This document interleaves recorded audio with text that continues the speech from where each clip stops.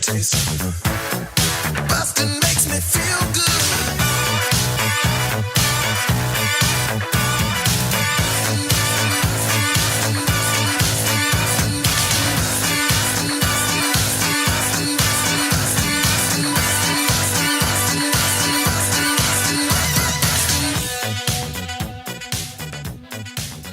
Hey everybody, welcome to Blockbusting, the podcast where we love to hate the movies. I can look at the camera now. Wow, hello. Because this is a rare occasion. This is only, since moving to this place, my third in-person episode. Wow, third time's a charm. Third time is the charm. We have a camera set up now inside. Mm-hmm. We have the backdrop that if you watch the show on YouTube, now you get to see it in person, the bookcase. We're both wearing pants. We're both wearing pants. I put pants on for this episode. I know, I'm honored. Michelle showed up and I was wearing shorts and I immediately thought, you guys deserve better than that. And I said, I thought this was a formal event, as you can tell. Yes, super formal. We have our glass bottle Topo cheers. Chicos. Shout out Topo, who sponsored the comedy show that I was producing that just ended, for giving me a bunch of free Topo Chicos so we can drink them while we talk shit about this horrible movie that Michelle Leibel, everybody, by the way. Hello. Michelle is an old friend. Your oldest friend. One of my oldest friends. One of the definitely my oldest friends on this podcast. Yeah. I'm almost 30, so. Yes. I am 31. Whoa! Yeah. Surprise. Wow, we got old. We did get old. Yeah. What do you know? We went from producing Win Stuff together to graduating from the Elon University School of Communications to one of us Films. Winning a Sprite Films Viewer's Choice Award. Yes. It was not me. It was not you. But listen, you didn't listen to our old pal PC. I did. You did? I did. Wait, he did? He told you what to write for your script so that way you would win? Oh, you know what? I don't even think I wrote a script. I know exactly what happened, which was I got tripped up on the storyboard phase of the application, where I think I got annoyed and I wrote in the storyboard, if my words do the right job, you don't need a storyboard for this. They had storyboards as part of the application when you did it? Mm-hmm. Oh my God. That's wild. Yeah. We didn't have any of that. Yeah, no, and then when Michael Tahan and Will Simon did their Paul Castro, I've named him, oh no. That's fine. Sprite Films. I don't think Paul Castro is listening to this podcast. He definitely is, and hi. I just sort of like brought them coffee, I think, when they were filming, and then I was like, give me a special thanks. Did you get a special thanks? I think I did, yeah. I think I bullied my way into an acknowledgement. Yeah. On a film I had nothing to do with. Michael Tahan was on the crew for Rocketeer. Will Simon was not. I don't know what Will was doing at the time in the School of Communications. He was probably somewhere in the edit bay. Probably.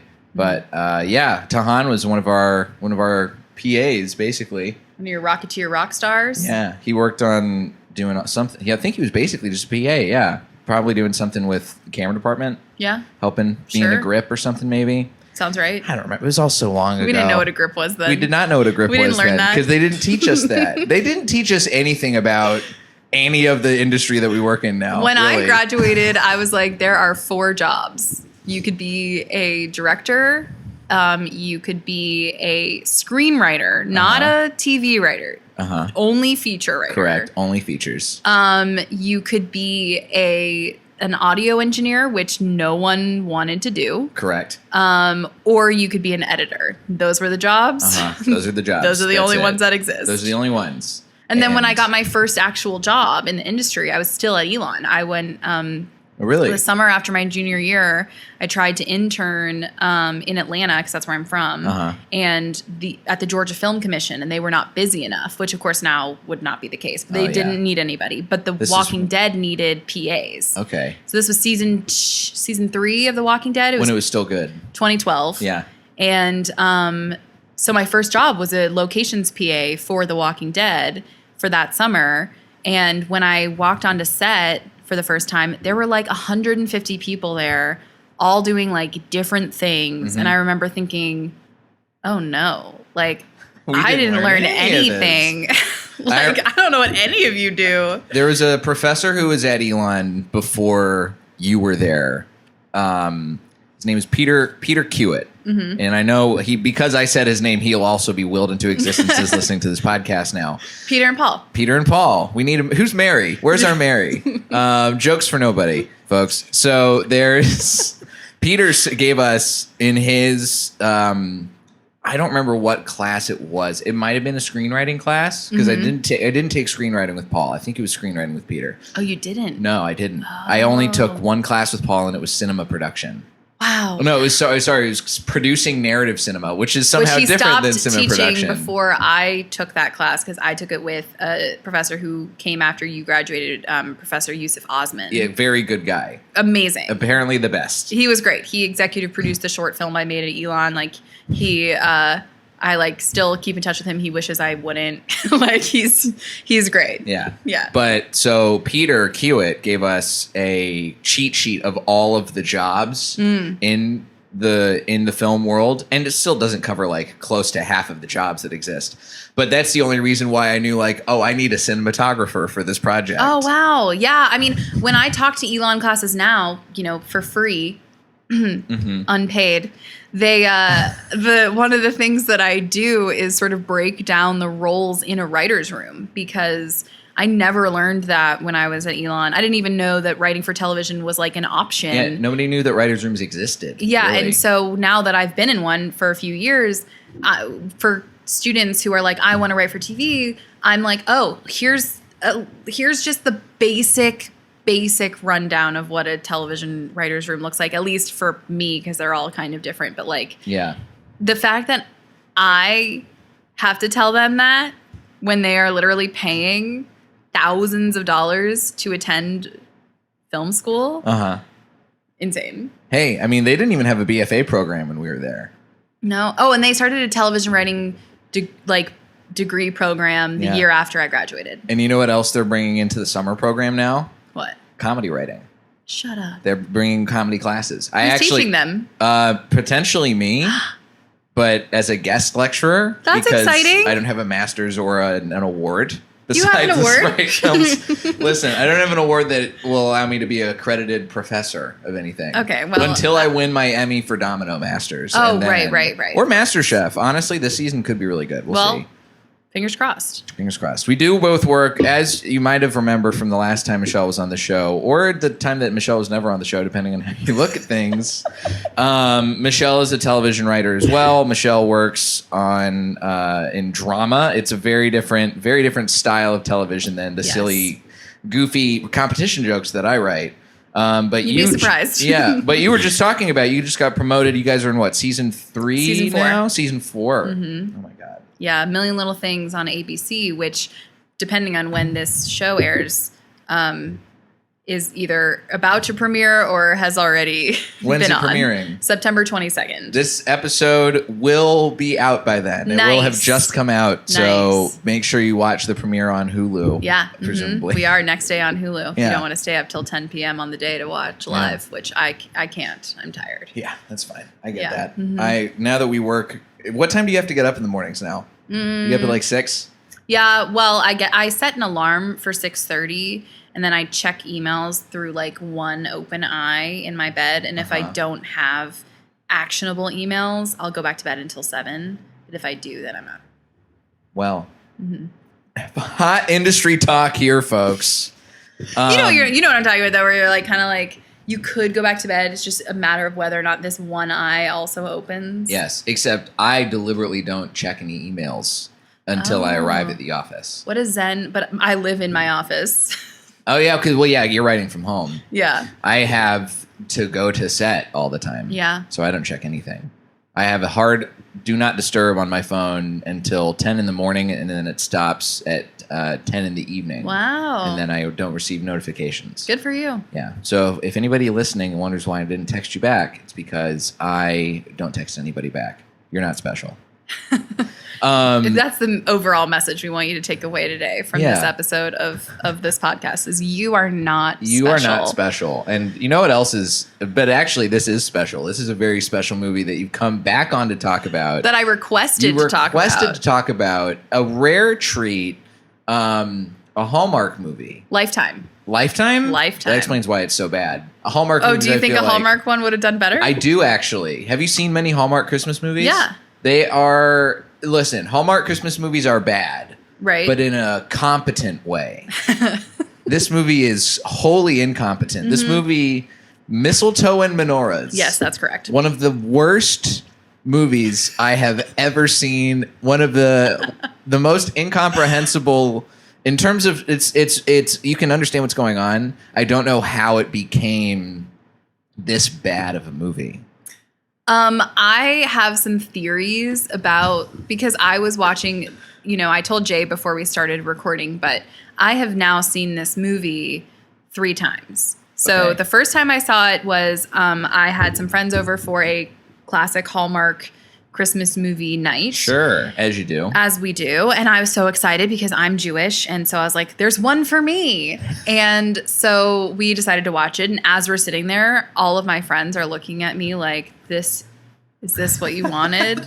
And the answer was no. Had you not done any research? None at all. I mean, You what just was the research? It was like, it's on. Look up and see if it exists. It actually with has reviews. like decent. Well, but for Hallmark and Lifetime movies, like the max review is like a 6.5 out of 10. Like nobody is. There are Okay. 5-star reviews or whatever, like Yes. good reviews, but those are from people who like genuinely like just love the genre. Right. And otherwise, like you'd be hard pressed to find a TV movie that has like higher than a 6 rating. At least in the modern era. There are a lot of Yes. old TV. Like one of my all-time favorite TV movies is a movie called Special Bulletin. This isn't a Christmas movie at all. I don't know it. Special Bulletin is a movie that was made for TV back in like the 80s. It was a movie that was portrayed as news footage Okay. of a nuclear event happening where it was like a news crew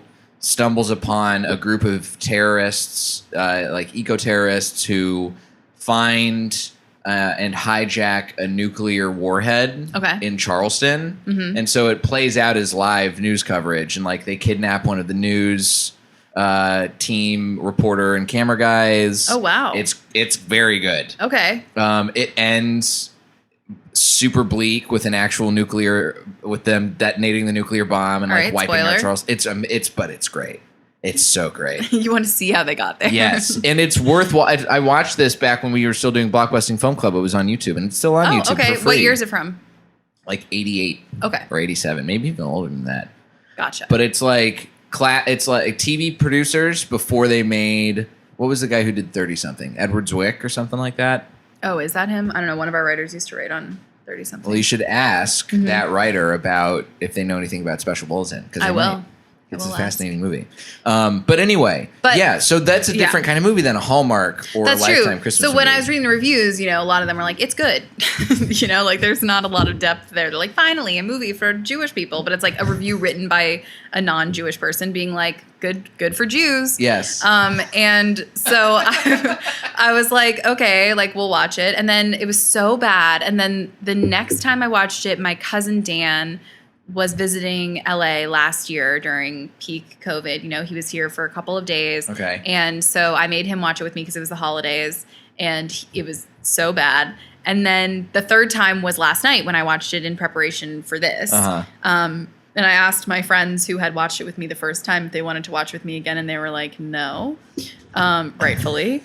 As they should. Yeah. No one should ever have to watch this movie. And I was thinking more about than like once. how this premise really came to be, because I'm sure we'll get into it more, but like the premise is basically like a woman who wants to impress a guy to get a deal at work, is invited to his holiday party to pitch her sales idea for a new line of toys because she works for a toy company. Yes. And freaks out when she realizes that it's not a Christmas party she's been invited to, it's a Hanukkah party. Yes. So she has 8 days to learn everything there is to know about 8 crazy nights Hanukkah. to learn everything about Hanukkah. And I was like, how does this premise even work? Because like nobody asked her to become an expert on Hanukkah. Like there was no like, here's your task. It's just she sort of put it all on herself. Right, because the only thing that you get an inkling for that she is trying to understand how Hanukkah works is when the guy who is hosting the Hanukkah party, they have this meeting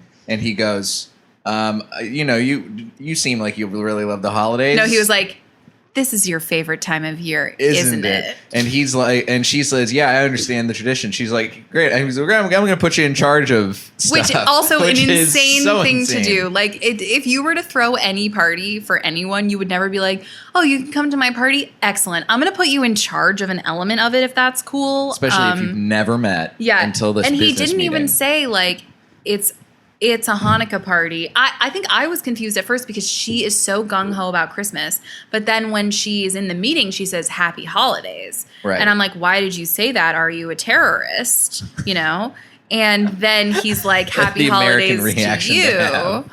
And, well, yeah, I mean, I grew up in this country. Of course, you know, yeah. I gotta be You grew up in sure. the South. You understand. Yeah, and so she kind of started it in a weird way. Yeah. And then but I don't know if you noticed, even before she went into the meeting, there were some like coded like anti-Semitic things where they were like, where she, I think, asked if she should pitch a line of toys in the meeting. And her boss said, he's really more of a numbers guy. Yes. And I was Yeah. like, You did. That does happen. Oh, no. There's, I will say this. I cannot believe that this movie was written. Because the other side of the concept of this movie, from the man's perspective, our Jewish man who is the co-lead and becomes Our Jewish former Degrassi former lead? Degrassi guy who I didn't realize. Me either. I never watched Degrassi. Never did I'm I. not Canadian. But he's his plot is okay. So she has to learn about Hanukkah in eight days and nights, and so he's a Jewish guy, and He's a Jewish teacher. Yeah, a Jewish teacher, and his premise is, I will teach you how Judaism works and how Hanukkah works if you teach me how Christmas works, because my girlfriend, her dad's, I'm gonna meet her dad and his dad, and if I don't have my house decorated for Christmas, our relationship's gonna be over. Oh no! Which is, look, a lot of Even people might not flimsier of a know. premise. You know, to be fair, a lot of people might not know like how real life relationships work. And the way real life relationships work, obviously, is that if you are in a strong enough relationship, one very tiny sort of superficial thing could just, the cards will all come tumbling down if you don't achieve that one very superficial thing. So like you could be deeply in love, and if you hung the wrong curtains in your home, I'm sorry, but that's a legitimate reason for you to be done. Yeah, of course. Yeah. So that's what this movie was trying to show in an authentic way. Yeah. This movie is here to show that there's a straw that could break the camel's back. Even the strongest, even the weakest camel. Yes, even the weakest camel could have a tiny straw.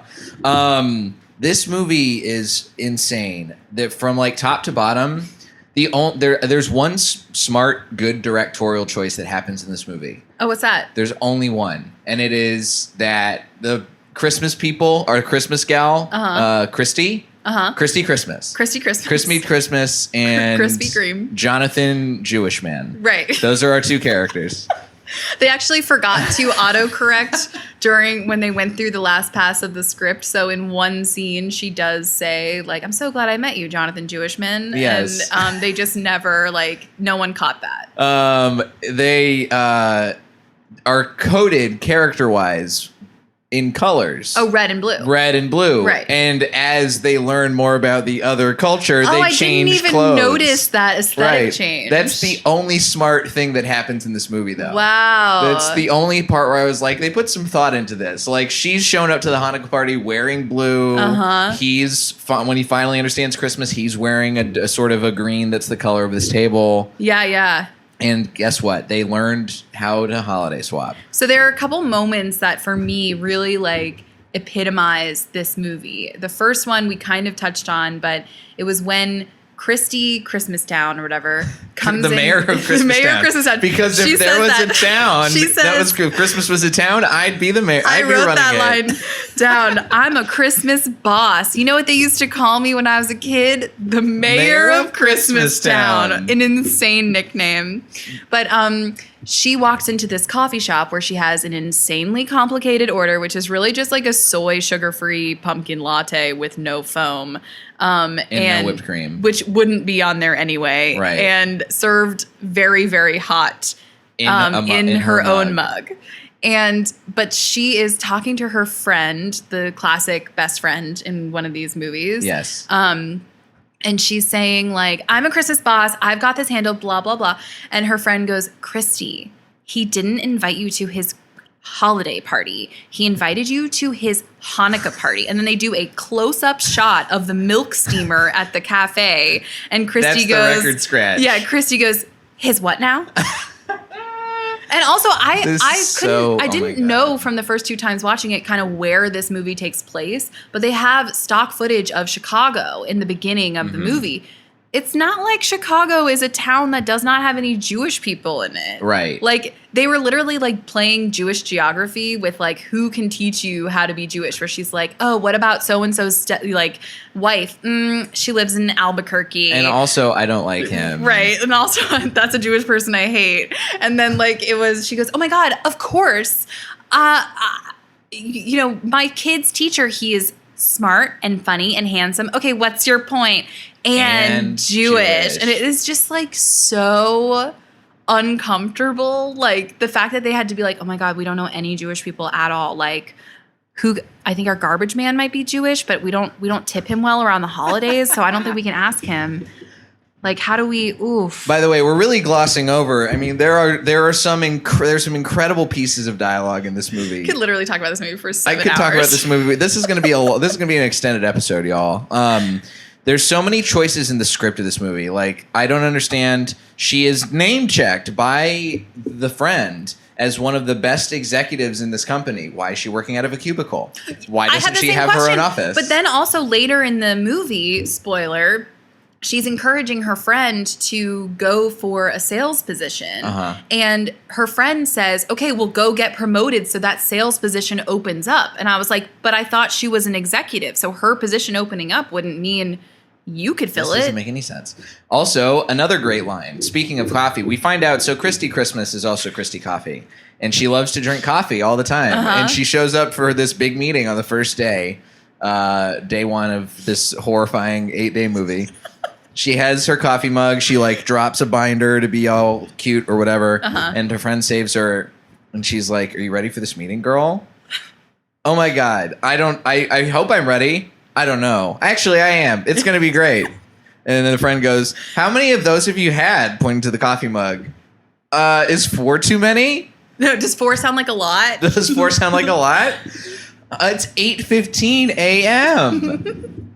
Great writing. But also, we did not even talk about the most offensive thing that Christy Christmastown does, because she wakes up every morning at 6:15 a.m. And pulls open her in giant advent calendar and takes out a piece of chocolate and eats it under the covers, and then puts the wrapper next to it on her notebook, and then pulls the covers over her head and enjoys the chocolate. And I'm like, what? I was a total fat kid, and I can tell you that something I never did was wake up every morning and eat a piece of chocolate. Right, but also you're Jewish, so I didn't have the advent calendar. You didn't have the advent calendar God, next to your bed. You're so right. Yeah. See, if you had an advent calendar next to your bed, you're totally right. You totally would have done it. I apologize. See, that's the problem. Is my parents kept my advent calendar downstairs in the kitchen, so I had to get up to go eat the chocolate. Right. That makes sense. Yeah. The other thing is for somebody who is supposedly this incredible mind at this company, loves her job, she has absolutely zero ideas for toys. Right. The entire movie is spent with her on, and I actually deeply relate to this as a writer, where it's I need to write my script, but I instead could research something that nobody asked me to look into for about 7 days, and then panic at the last minute when someone needs to see what I've worked on. Right. She had nothing. Her idea the entire time was a headless mannequin doll that came with a book. Yes, that was an idea so bad that so there's a guy, his name is Edgar, and he's a mole. How did you remember that? Wow. Because my cat's name is Edgar. Oh, right. My cat, Edgar, was named after this character. Yes, he was named after this character.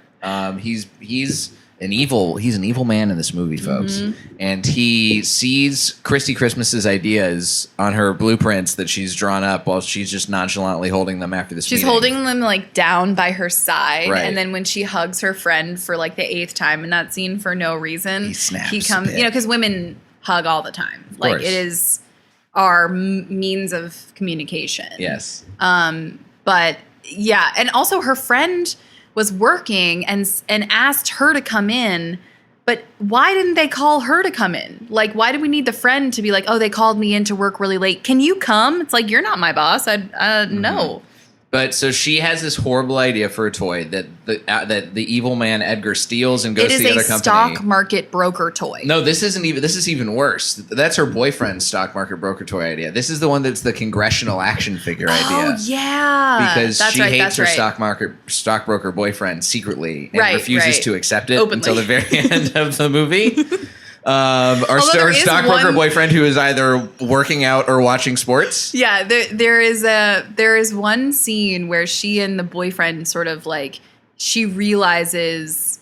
Well, there's a small storyline where like you're saying, every time she calls him, he's like rowing. He's like on a rowing machine in a jersey. Which, by the way, is not that bad of a trait. No, fine. He likes Totally to stay fine fit. trait. I mean, he's somehow never at work, but okay. And he also is definitely not in shape enough to be somebody who's rowing all the time. No, and also he doesn't even really like her. Like it's a obvious Hallmark Lifetime thing, but they never kiss. He only ever kisses her Yeah. on the forehead, which Or makes me deeply uncomfortable. It's so uncomfortable. But He clearly shows up at her house one day with like food because he's trying to play it off like he brought her to dinner, but his cable's really out. So Right. that way he can watch the game. yeah, he's a gem of a man. Yeah. But he does this thing where like for no reason, because she has a steady job with like money, for no reason he's like, I got Christy an interview at this investment bank, Right. but she has to get promoted at her current job for the leverage to work for her to get this job at this bank. And Jonathan Jewishman is like, Christy, I just have to tell you, your boyfriend just told me this thing. And she's like, what? And for some reason, he doesn't tell her what it is. So he's like, you just need to figure out what you want. And she's like, okay, you're being super confusing. I'm going to go. Yeah. And then she finds out from the boyfriend that he got her this job interview. And he's like, isn't that what we want? And she's like, I'm not sure we're on the same Champagne. page. Come here. Yeah. Waiter, a bottle of champagne. Garçon? But then I thought at the end of that scene that they broke up because the implication was like, you land on her, she's seeing obviously like this is not something she wants to be in, and then you're done. They easily could have broken up in that scene. But they don't break up. Right. Because Christy Christmas still has to have the conversation with Jonathan Heather. Jewishman's other Her name is girlfriend. Heather. Her name's Heather? I think it's Heather. I hope it's Heather. The other guy's name is Peter. I remember that. Okay. But they go, Heather, who, by the way, has the best line in the whole movie when they meet up together to eat latkes And soufganiot. And soufganiot. What is that? Say it again. Soufganiot. I didn't, because I never heard them actually pronounce it in the movie It's just correctly. a jelly donut. It's a jelly donut. It's also like the way they talk about it, they're like, it's this special jelly donut. I'm like, no, it's like a normal filled donut. Like Yeah. if you went to a store and you said, can I get a jelly filled donut? Like that is what you would That's what you receive. get. It's not like specially like made in a different way. I even had to Google it after because they made such a big deal out of it that I was like, did I miss something? Like when I was growing up? Yeah. Yeah. Well, you didn't have Jonathan Jewishman to explain I this to didn't. you. Oh God, But if only. so they're eating latkes and donuts, and Heather shows up and said multiple times, "Isn't Hanukkah random?" Yeah. She goes, Jonathan's teaching me everything there is to know about Hanukkah. And Heather leans in and like flips her hair and she's like, oh my God, isn't Hanukkah random?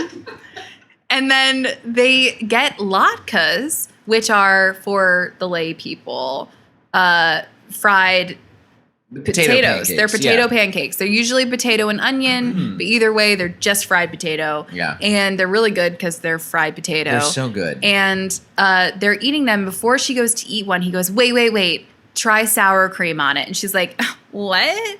And then he's like, trust me. And then the girlfriend again goes, it's random. But I'm like, okay, how do you eat a baked potato? with sour cream. Yeah. Like, these are not like insane. If you wanted me to be like, what? Do applesauce. Right. Which is the better thing in my mind. It's the better to put on thing, latkes and it's anyway. kind of the weirder thing. Yeah. But also, I've eaten latkes. I've seen a lot of latkes. That's not what they look like. These are not what they look like. These things do look like twice baked potatoes. They look also like potato kind of like skins. the only funny line in the whole movie is when the boyfriend comes in and she goes, "Ooh, be my guinea pig," and he's like, "Those look like guinea pigs," because they kind of did. They do kind of look like guinea pigs. Yeah. Did you ever see? I don't know if you saw, because this was an internet meme for a minute, and I actually had one of these in person. A friend of mine bought them. They were a frozen treat that was a football for football season. For when you want to have the boys over, but you want to have a little sweet treat.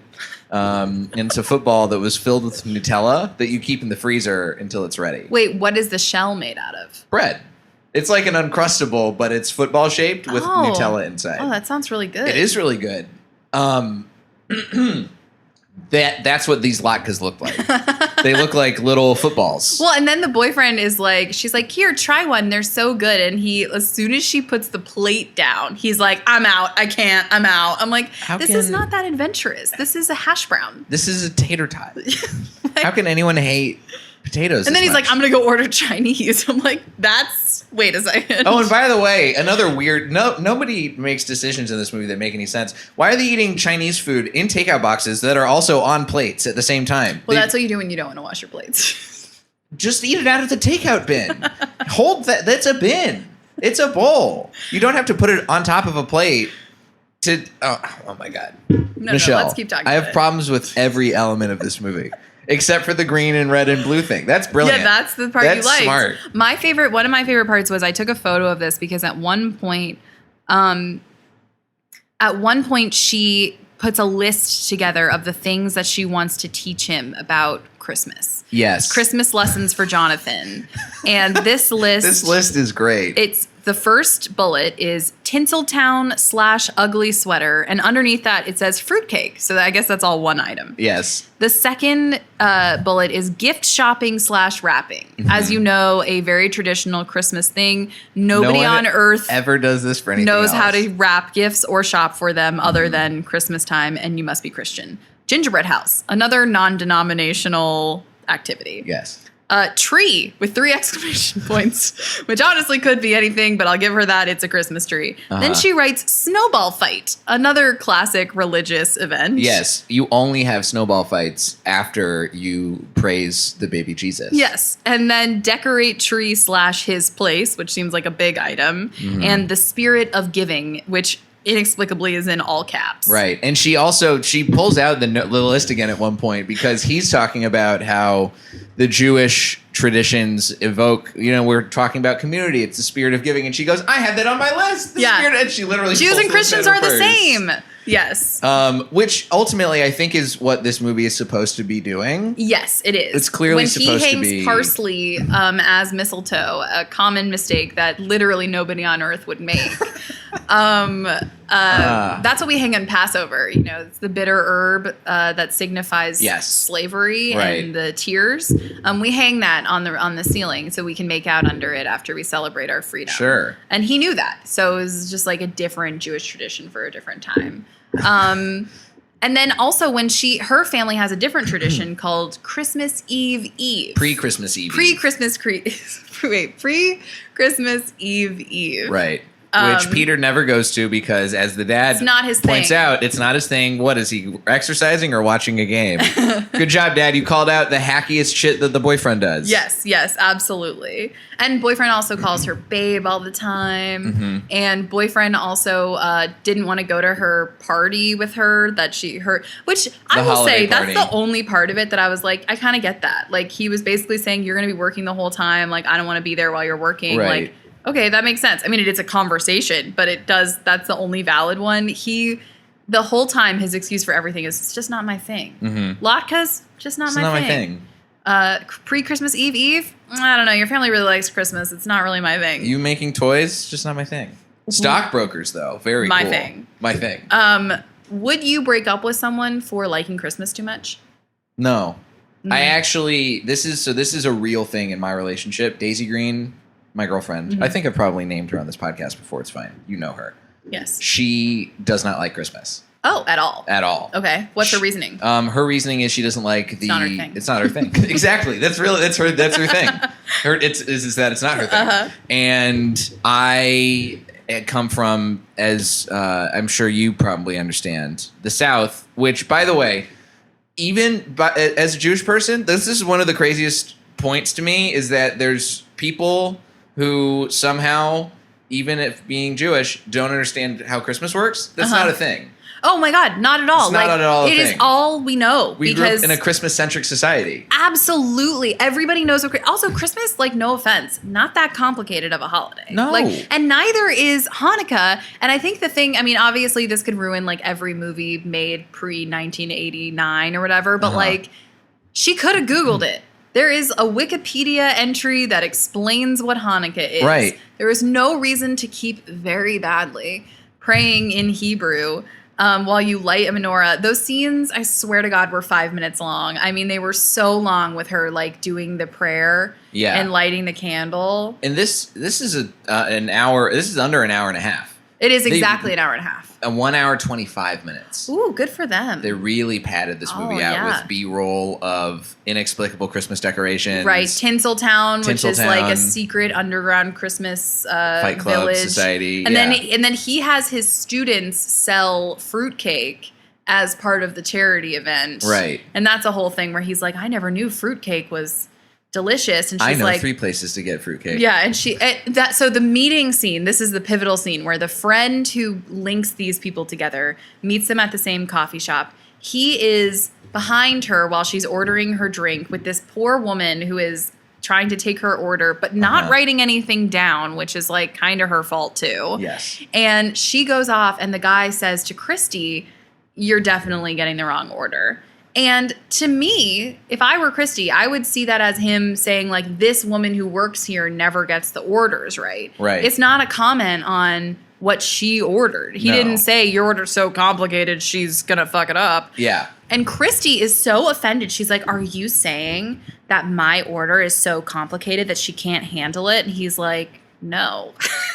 and then she gets the wrong order back, and she's like, you know, she can't swallow her pride, so she's like, thank you. And then she leaves, and he comes up inexplicably with a muffin to be like, I'm so sorry. I'm like, for what? For what? You had a very normal, you were trying to like start a conversation maybe with a woman who you possibly thought was cute, like, and she just totally took it out of context and had a very horrible reaction to it. Like, you have nothing to apologize for. Yeah, he's really just thirsty at this point. And then when the friend comes in, he's like, I'm sorry, I can't do this, I'm out. And she's like, hold on a second. This is one of my favorite other iconic lines where she's like, you guys have to teach. Jonathan, didn't you say that your girlfriend's family is really interested in Christmas? And he was like, yeah. And she's like, and Christy, you have 8 days to get your stuff together to go to this Hanukkah party. And she's like, ugh. And she's like, Christy can teach you all about blah, blah, blah, fruitcake, whatever. That's where we get the line that you just said, where it's like, I know 3 places to get fruitcake or whatever. Right. And then the friend goes, and Jonathan can teach you all about, I don't know, chicken soup. Is that a Hanukkah thing? Amazing. Just amazing like, line. What? Yeah, I stopped taking notes at a certain point because I just felt like I had to let this movie wash all over me. There's so many reasons. But anyway, so back to the point that I was going to make, which is... We all know about Christmas. We all know about Christmas. Like, even if you don't really like Christmas, you can't escape it. Right. And he even said, that's before I lost my train of thought and went on a different rant. The fruitcake thing, she said, why do you think fruitcake is bad? And he said, I don't know, every Christmas movie I've ever seen, which means he has a foundational knowledge. He should understand how Christmas There is not much more to works. She also never explained anything about the actual holiday. She was very much about the commercialization of it, you know? Which, by the way, if you're going to make it, here's the only way that this movie could be fixed is if he was teaching her. I would love if this movie subtly became like a psychological horror movie where he's, you know, he meets this nice Christmas lady and he's teaching her about, you know, how Judaism works and Hanukkah and like all these traditions.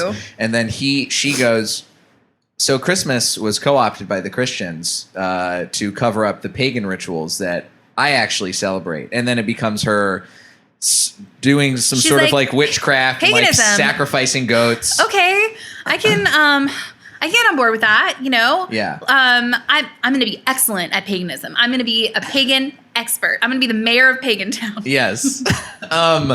I think that would have been great. But I this agree. movie, so here's the other big problem that I have with this movie. Among all of the little problems. Are there only two? This is really a death by 1,000 cuts, is how I felt after watching this movie.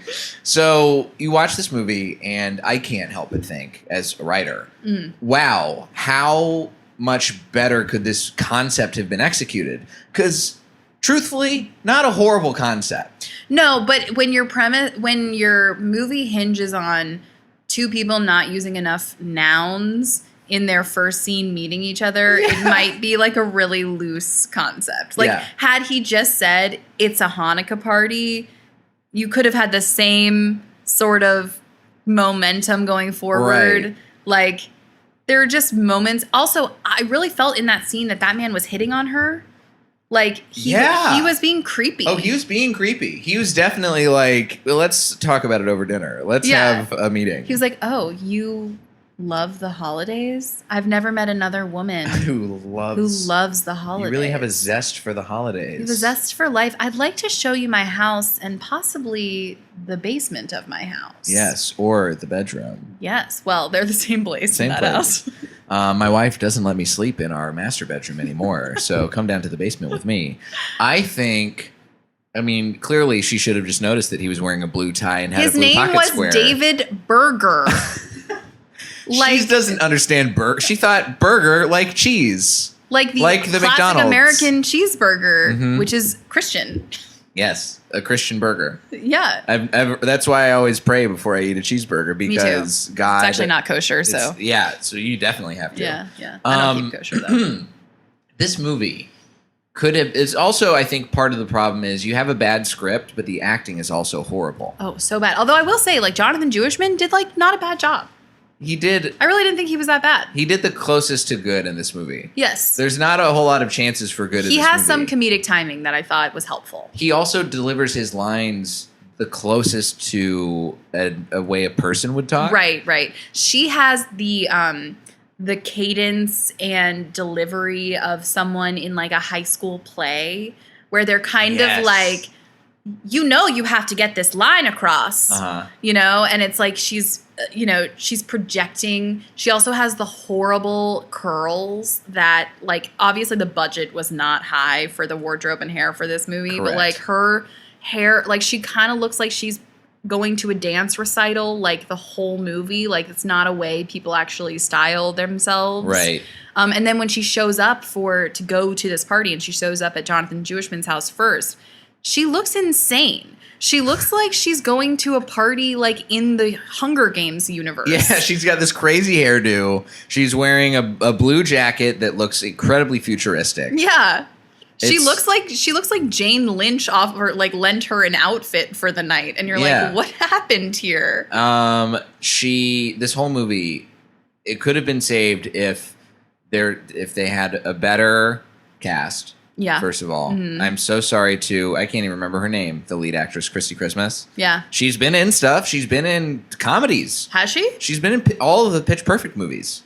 Really? Yeah. What's her name? I don't know. I gotta know. Foolishly left my phone on the other side of the room, and I could. You know what? I'm gonna pick it up.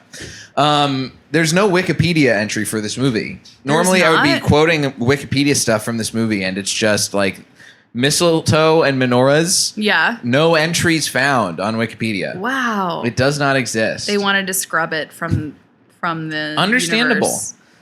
This movie is It has a 6.5 out of 10 garbage. on IMDb. It says 82% of Google users liked this movie. We can't trust the Her public. name is Kelly Jekyll. Kelly Jekyll. We can't trust the public. It has 602 like 4-star reviews on IMDb. What are some of those 4-star reviews saying? I'm trying to load Here, them. I'm going to pull up because I have the internet access that you did not save from this for this new network that I gave. I didn't save. You didn't give it to me. I never gave it to you. It's the different Being Wi-Fi router. gaslit. How can I give you? Yeah, you didn't mind read my new Wi-Fi router's Wi-Fi info. Come on, Michelle. Come on. I thought you were smart. I thought you were prepared for this podcast. This movie I've seen Hallmark movies. I've seen. It's not a competition. It's a Christmas Carousel. Have you ever seen a Christmas Carousel? No. So, as I'm sure you probably know, they have in the holiday season 25 days of whatever sort of movies, right? Yeah. ABC Christmas. Family does, or Freeform does 25 days of Christmas. There aren't any other religions that have 25 enough to fill that anyway. Even Christianity has a tough time. They're like, we're going to do 25 days of Christmas, and most of those are just going to be Harry Potter. Yeah. So this movie is a Lifetime movie. Yeah, Lifetime movie. I didn't even know Lifetime did Christmas movies. I just thought they did murder movies. They do both. Wow. But Hallmark movies, and I can't speak to Lifetime movies in terms of the Christmas level. Right. But Hallmark movies, like A Christmas Carousel, are bad, but not horrible. They are fine. On the Well, scale, they're formulaic, right? yes. It's usually like one person who is too obsessed with work and money and business, usually lives in a big city, for some contrived reason has to come home either for the holidays or for some like mom is sick or dog is missing or whatever it is. They move back to their small hometown for the period of time between like Christmas and New Year's. Generally fall in love with a blue-collar working person in that town who they either knew or didn't know from childhood. They abandon their big city fiance, decide that life is better in this quaint town, and get inspired again with the spirit of Christmas, usually with the help of someone who looks suspiciously like Santa Claus showing up at some point in the movie. Yes. This movie, by the way, so A Christmas Carousel, it's a flip of that, where it's the blue-collar woman who works as a carousel repairman. Wow. Getting flown to a foreign country whose famed carousel has broken down. Oh, my. And they need it repaired in time for Christmas. But that movie at least has, it's formulaic, but you know what? They stick to the formula. Damn it, it's enjoyable. And it's enjoyable, and the casting is better than this. Okay. And the acting is better than this. And you know what? It's formulaic, but because it's sticking to formula, doesn't mean it's bad. Well, the other thing that happens, just to go back to the movie for 1 second, that I realized last night too, is that she basically breaks up with her boyfriend for a couple of reasons, obviously. But one of them is the idea that like he knows she loves her job and he doesn't care. He'd rather have her work at this bank for some reason. Maybe an elaborate heist. Like we never really got it out of him. Yeah. And then she turns around and literally does the same thing to her friend, where she's like, I put you up for this job without asking you at all. Yes. And her friend is like, oh my God, really? Thank you. And I'm like, you learned nothing.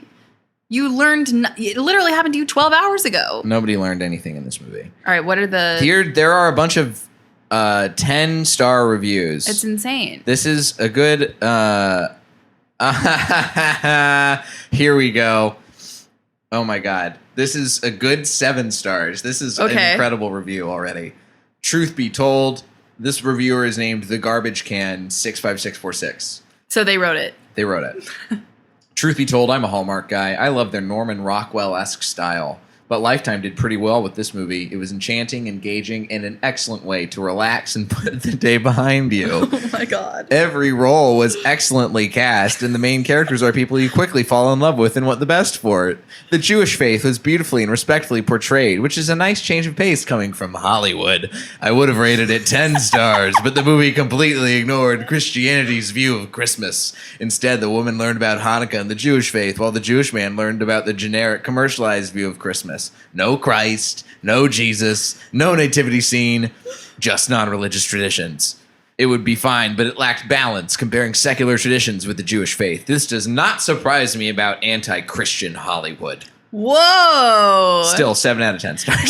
Wait. That is so interesting because he literally just said it was a refreshing take on Judaism, which is surprising for Hollywood, which kind of seems like he's saying, you know, Hollywood does not pay attention to Judaism in terms of storytelling. But then a hard pivot into Hollywood is also anti-Christian. So what is Hollywood, do we think? Hollywood is Muslim. Atheist? Oh, maybe. Duh. Yeah. Why do you think there's all those Muslim Christmas movies that are going to be coming out this year on Lifetime? Yeah. Have you ever wanted to write a Hallmark movie? I never have. I feel like I could. Daisy Green, she wrote a Hallmark movie. That's how we met. Oh, really? We met. Well, that's not how we met, but when we met, she was writing in the process of finishing up a Hallmark movie. Did it air? It did. What was it? Autumn Stables. Autumn Stables. That sounds great. It was. It was about a lady whose husband died. She's a widower or a widow, and she has to figure out what to do with the farm. Is her name Autumn? Yes. Nice. And they had to figure out what to do with the stable that they own together, but it turns out a real estate guy comes and buys it, and he's going to turn it into a bed and breakfast, and Of she course. hates it. Yes. But then they fall in love. Right. And they run the bed and breakfast together. Oh, Yes. nice. And the memories that she had of her once love are gone. Here's another great movie.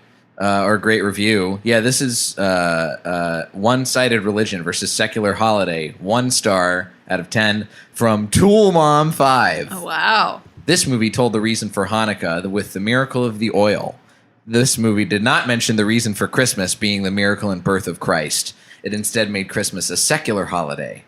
Christmas and Hanukkah both being family and friends together for their joyous occasions. As a Christian, I'm offended by the writers and director for leaving out the true meaning for Christmas. I mean, look, they're not wrong that they really did not discuss at all the origins of Christmas. And Christie's Christmas list literally was like tree, sweater, gingerbread. Yes. Like, it doesn't seem like she knew the meaning of Christmas necessarily. I think she does not know the meaning of Christmas at all. But then they tried to equate, because here's the thing for me, like Hanukkah is actually not that big of a holiday, like in Judaism. It is not one of our like big hitters. It is only as big as it is because of how big Christmas is. And so it's become more commercialized because Christmas is commercialized. Right. But it's not a big deal. Like it's really not. The bigger holidays are like Rosh Hashanah, which just passed, which is the Jewish New Year, or Yom Kippur, which is like the Day of Atonement and fasting and all of that. So for Hanukkah, it's like no one really cares that much. But they're equating it on such a huge level that they even end the movie by being like, Passover. You said that's in April, right? Is that anything Isn't like it Easter? And he's like, and then they go cut to off. credits. And so the implication is, yes, Easter and Passover are the same. Yes. Which is just so not accurate at all. Like, but now we have to have a sequel. Right. They were setting up the sequel. Right, which is bunnies and what's a Seder? A Seder. Well, it has to be something that starts with an S then, doesn't it? Some things in Seders. Sacrilege and Seder. That's what people are going to say the review of that next movie is called. Yeah. Because it's also not going to touch on any of the we see like Christian a sweet Easter scene traditions. where he's like, Christy, traditionally Jewish people would put the blood of a lamb on the doorpost of their house so that the spirit would pass over them and not take their children, right, their firstborn children, and kill them. And then she's like, you got a little bit of blood on your nose. And then she wipes it off and then they kiss. Like, that's how I envision how they would write that movie. I mean, honestly, we should just write that movie together. We absolutely should. And that can be your horror movie. And that can be my horror movie. Yeah. Yeah. Oh, boy. What a turn. Yeah. Sacrificing lambs. She's got a little blood on your nose. Yeah. I mean, it's a meet cute. What a meet cute. Hey, M-E-A-T cute, everybody. Wow. Michelle, I am thrilled and horrified that you brought this movie to me. Jay, I am honestly just so happy that somebody else has seen it. Yes. And if you want to watch it for yourself, it is available for rent on all the major platforms. You can watch it for free. You can stream it on Hoopla if you have your library card. It's one of my favorite streaming platforms. You just need a library card. You can stream a bunch of pretty good movies and bad movies like this. That's amazing. I spent $1.99 on Amazon Prime. You should have gotten a library card. You should have gotten a Done library it for card. free. You get this and Canopy. So you get the art house shit and the dumb for everybody Hallmark Lifetime movie stuff. Wow, you learn something new every day. The more you know. The more you know. Where can the listeners find you on the internets? My Instagram is private, but my Twitter is where I really shine. At Speaking Sarcasm. Also, as you mentioned earlier on the show, I write for A Million Little Things on ABC, which is premieres Wednesday, September 22nd at 10 p.m. on ABC. It will be next day on Hulu. And we have 20 episodes this season, so we'll be on for a little while. So it will have just come out by the time you guys are listening to this. So make sure you listen, you watch that first episode. You'll have enough time to catch up, and then you can keep going with the rest of the season. Yeah, and if you haven't seen it at all, we are fully on Hulu for you to catch up. So catch up to it. You can find me at Diet J on Twitter and Instagram, jlightcomedy.com for show dates, both live and live streamed. If you like the podcast, consider subscribing on Patreon, where you get access to my full film library. If you throw in enough cash, it's only $5 a month. It's not that bad. A little more expensive than Hoopla. It's a little more expensive than Hoopla, but less expensive than Hulu. That's true. Yeah, so it's somewhere in the middle. It's a Hulupla. Haloopla. Boy, oh boy, I can't believe I just said that one out loud. Well, that's the kind of stuff you'll get on the This Patreon. is the difference when you have somebody who works in reality competition television versus actual dramatic writing. Yeah, I've been nuanced and dramatic this entire time. Don't you ever forget it. Ever forget that. This has been Blockbusting. Go see something good for a change. Point to camera live.